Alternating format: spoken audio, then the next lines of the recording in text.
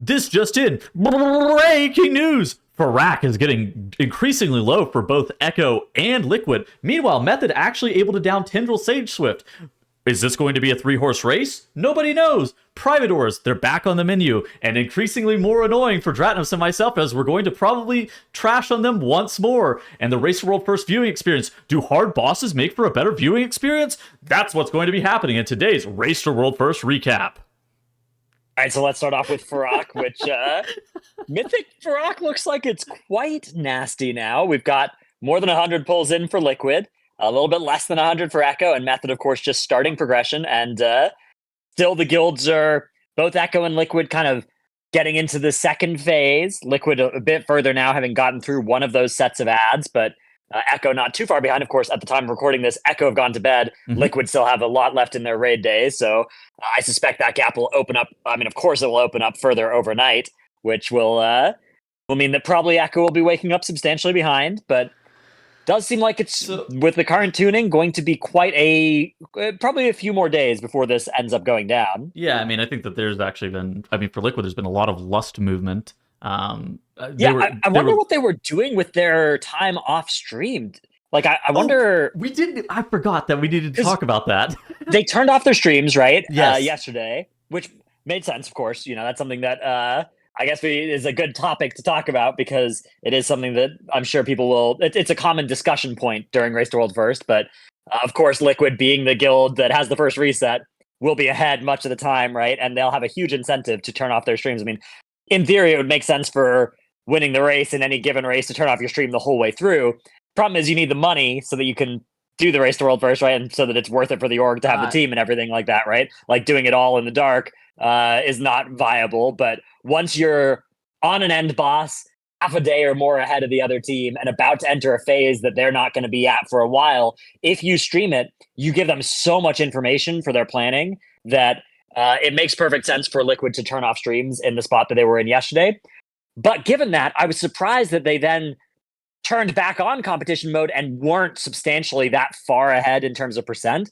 But I think that can be explained by just the raw difficulty of the first intermission and the first ad set of P2. I think that's just like, okay, it just turns out that those phases take a lot of pulls to master. I think viewers are getting more, I don't want to say okay with it, but I think that they're getting more okay with it as time has gone on and as the races have gotten a bit more competitive. It's not like Liquid nor Echo are going to not stream progression for any extended period of time. If anything, it's going to be like a couple hour segment at the end of a day, and then they're going to come back in the morning, and they're likely going to stream. I mean, there hasn't been a situation where there's never going to be, I don't think there's ever going to be a boss killed off stream.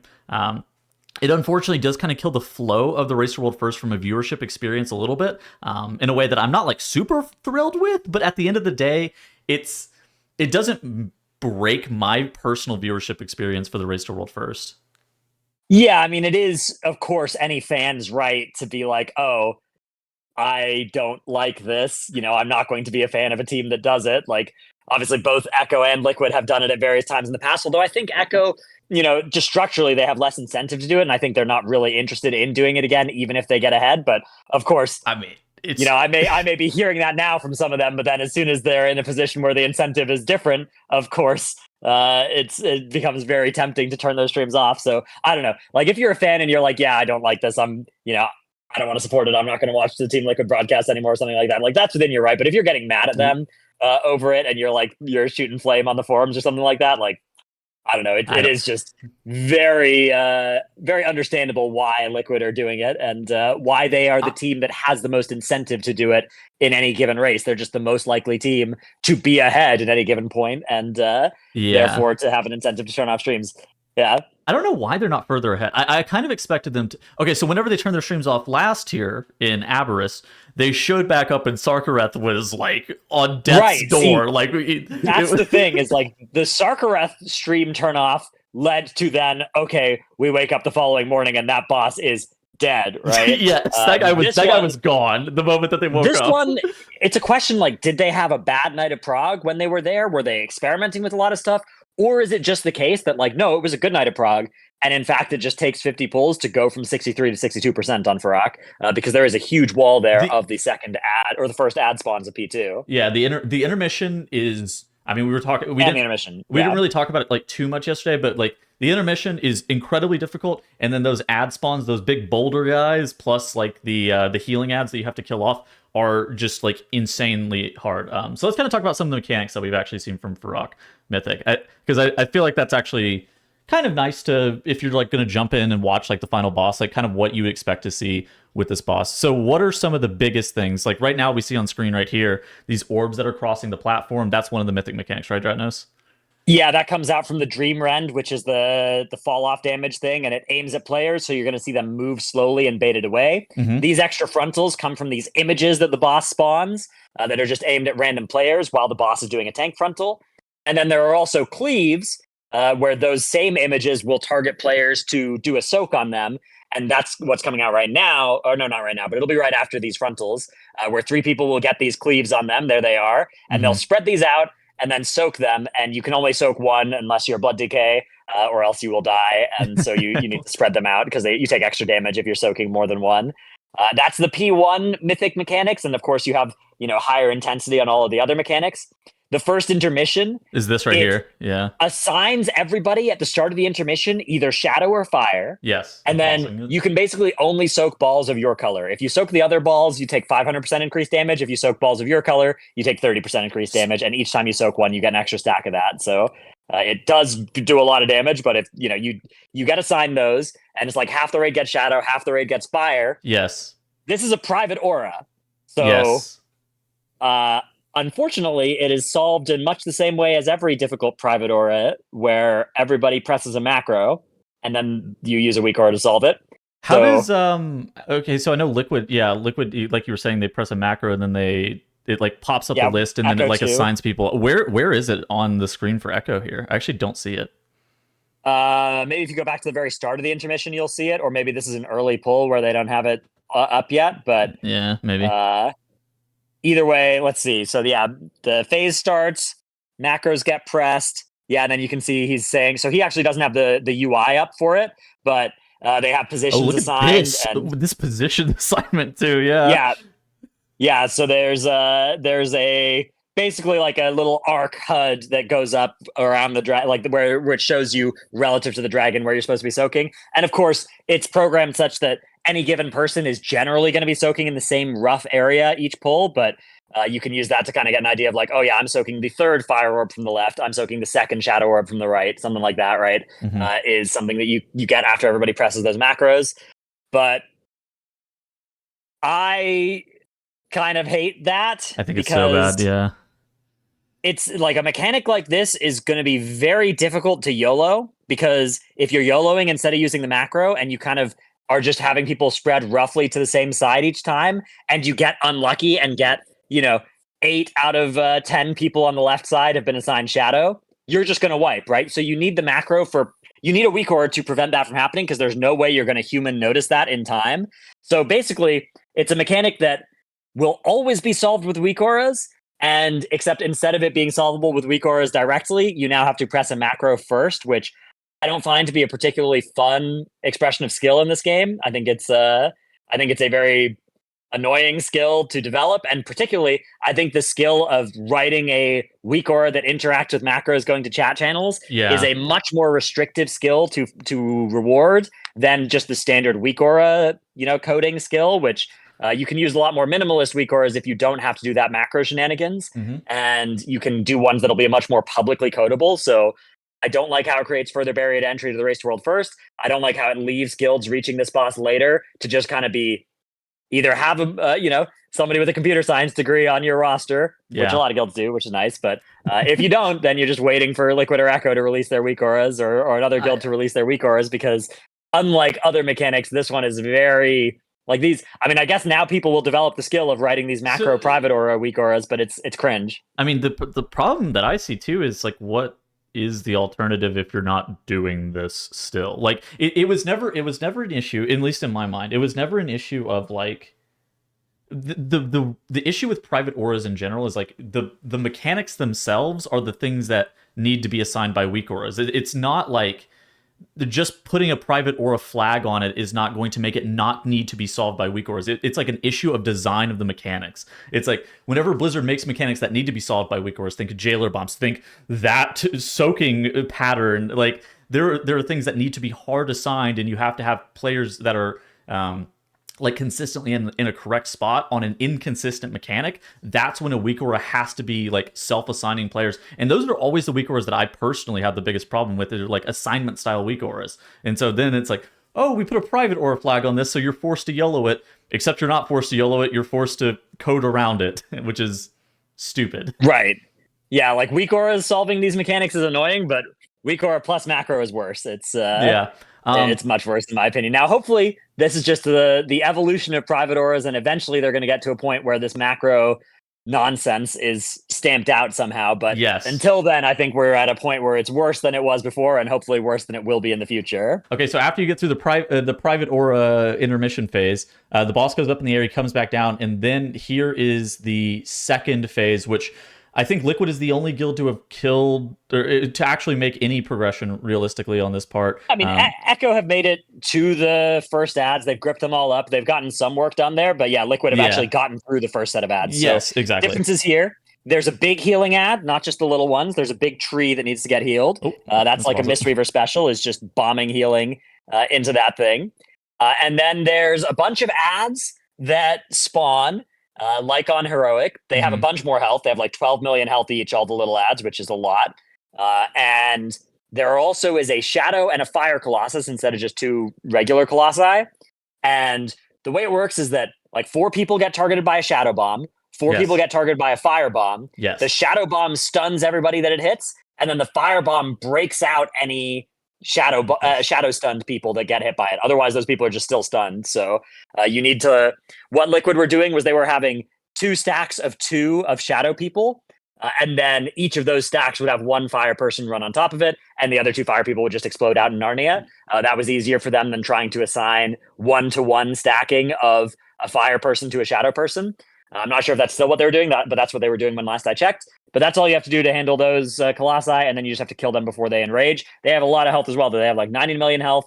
It's a very tightly tuned phase and a tightly tuned boss overall. And the Screaming Souls also are spawning in that phase as well, and you need to make sure that those are not into the path of any of the ads that need to be healing, whether it be the big tree, whether it be the walking people, because they will end up killing those off. There's been something interesting. So if you played, I think it was Wrath of the Lich King, there was an engineering knock, belt enchant, and people are now taking off their, what is it, stamina belt enchant? Buckle. Yeah, the belt buckle, and instead enchanting it with the belt knock. This is just basically to group up the Screaming Souls. People are already playing Blood Decays with Mass Grip plus A-Bomb Limb to be able to group up mobs, but now also having that belt enchant, that knock is quite nice. It's going to allow you to just be able to knock some mobs occasionally. It's not that big of a deal. Downside is it's on a 10-minute cooldown. So if you use them all in the first set of ads, there are at least 2 sets of ads in that phase if it's like Heroic, right? Yeah. So I mean, people use them on unfortunate thing. The last time I think we saw it was like Ando and Ren. People used them on to knock some of the ads to kind of get them closer to get grouped up by the A-Bomb Limb. It's, the belt knock enchant comes out occasionally, but it's not the most popular thing. Yeah, I kind of hope that they've removed that. I don't know. It's another thing where it's like it's a neat little piece of tech, but wait, it's kind of weird. Was it from Wrath or was it actually from BFA? I'm trying to think about when it was from now. I don't remember. I don't remember exactly where that tinker is from, but anytime there's like engineering stuff that is that powerful, I think it's not I don't know. I mean, like, unless it's current expansion, but whenever it's like, oh yeah, everybody in the raid going, especially if you have to swap professions for it too, that is annoying, especially in an expansion where like you're supposed to have invested in some professions. And anyways, it's not a big deal either way, though. It's not one of the things that I'm like up in arms or anything. Okay, last topic I actually have to propose: the Race to World First experience. We saw some people in Aberrus kind of hammering about how bad the Race to World First was to watch, how bad it felt to play, and stuff like that. And I feel like we've kind of seen a turn of the tides a little bit this tier. But I think it's, interestingly enough, off the back of bosses actually being quite challenging, where like harder bosses make for a better Race to World First experience. I think a lot of people largely, while Sepulchre was A lot of things. It was a very interesting Race to World First experience because it just, for one, it lasted so long, and two, you actually saw the best teams fighting the hardest content for an extended period of time. What are you kind of thinking about the Yeah. experience right now? So obviously, like, hopefully the boss experience is fun for everybody else when they get to it, and Blizzard should quickly act if it's not for future guilds working on bosses like Tindral, Yeah. Fyrakk, right? Those anytime there's a boss that's 400 pulls for Echo and Liquid, that's a worrying data point for regular guilds that are like not regular, but obviously like an average quote mythic guild, right? Like Yeah. that's something that they will need to look out for. But it is certainly entertaining for the Race to World First, yeah. And I think particularly when you compare it to Abris, right? Abris was like 3 days of splits, and then every boss died under 50 pulls or whatever. It was like 6 hours for each boss or something, and then Sarkarth died in a day and a half or something. And that is definitely like an unsatisfying ratio of build up to payoff, right? And this Mhm. tier, on the other hand, we're getting now into the 11th day or something like that. It is much more. There's much more meat behind it, right? There's some bosses, even though it's only really two bosses. There's a lot of progression to see in them, and for me, yeah, I think it's a better. I think it's a much better viewer experience, and um, again, there doesn't need to be, like in Sepulcher, a trade-off where good viewer experience means awful experience for guilds progressing it, right? And Yes. luckily this time around there's like 7 pretty quick bosses, or not quick bosses in the Race to World First, but um, ones that that should mean that regular mythic guilds have some stuff to do for the next few months rather than running into Halandris and just being having nothing they could do for a while. But yeah, I do think Tindral nerfs will probably be an important feature of probably next reset. If I had to guess, would be the best time to do that. Like honestly, that is a boss that probably shouldn't stay in that state for too long. And then Fyrakk nerfs maybe a few weeks after the World First is claimed there, or potentially before So, World First is claimed. It's a boss that is looking really hard. Although hopefully it doesn't end up getting nerfed in such a way where the nerf timing decides yeah. the race, or the fact there's a nerf decides the race, because that has happened before, and that's something that, I mean, not like deciding who wins, but deciding when the race ends even is a Mhm. unfortunate thing for a nerf to do. We were talking about this before we even started recording. This is a fight that it's like kind of difficult to tell. Not only one, does it need a nerf, but like two, what is the scope of the nerf of the fight? I think that there are some bosses. It may not even need a nerf, right? It may just be like Yeah, it's just a hard progression fight. Because whenever you're watching the Race to World First guilds, these are the best guilds in the world, filled with the best players, problem solving at like an insanely high level. And sometimes it just takes them some time to be able to solve through what is the hardest problems of the premier encounter, which is Fyrakk, right? And it's like, is it something that needs nerfing? Like, is it mathematically a bit too challenging? Maybe something needs to change structurally with how the fight works. There could be some soft touches like reducing RNG elements that Blizzard sometimes will take to kind of help the guilds out, but not like like super impact stuff. And then occasionally Blizzard comes out with a hammer and will hit 20 right. and it will hit 25% off a boss's HP. Yeah, I mean, hopefully they, if they decide they want to nerf this boss, they do it in the same way they nerf Tindral. That was, I think, the best Race to World First nerf we've ever seen, and Mhm. I hope they, if they find it necessary to do it for this fight, they do that again. But if this fight lasts for a week or something like that, that's fine. There's no reason inherently that's a bad thing unless it's for a stupid reason. But if they're just wiping because a phase is hard, like really hard, Yeah. but not because it's like unfair, then that's great. That's again, that's totally fine for the Race to World First. It's just that is probably also a good indication that if they leave it in that state for a few months, that it's going to kill guilds. So I see a lot they of will have to look at that. I mean, I think you and I see a lot of comments sometimes where people will talk about how they don't want fights to ever get nerfed. I actually don't like that. I actually like what Blizzard does typically, where they release really hard fights for the Race to World First guilds, and then as soon as the Race to World First guilds are done with them, they'll nerf them to where Laban Mythic Right. guilds And can actually again, do like that. you can always, there's always like a sequence of it, right? And it's always getting nerfed over time by gear as well, passively. But There's also Helm enchant to this tier as well. yeah, the Helm enchant's coming out in a few weeks, so that's going to make the game a little bit, that's going to give the players a little power spike Yep. too. But I don't know. I think it's good. I think it's good to slowly have that content get, because like for content to be challenging for Echo and Liquid, like no other guild is going to kill it in that state. Besides like besides the other Race World First guilds, which will kill it, in the days afterwards or whatever. But Yeah. yeah, it is. I think it's a good dynamic that we're at right now, and hopefully we don't get a Sepulcher of 2 months before the Halandris nerfs or whatever, which that does kill guilds. So Side yeah, note, uh Skyline, 460 pulls on Tendril, 50%. What the hell is that, by the way? And Yeah. Method actually able to down Tendril and get Fyrakk to 68.5?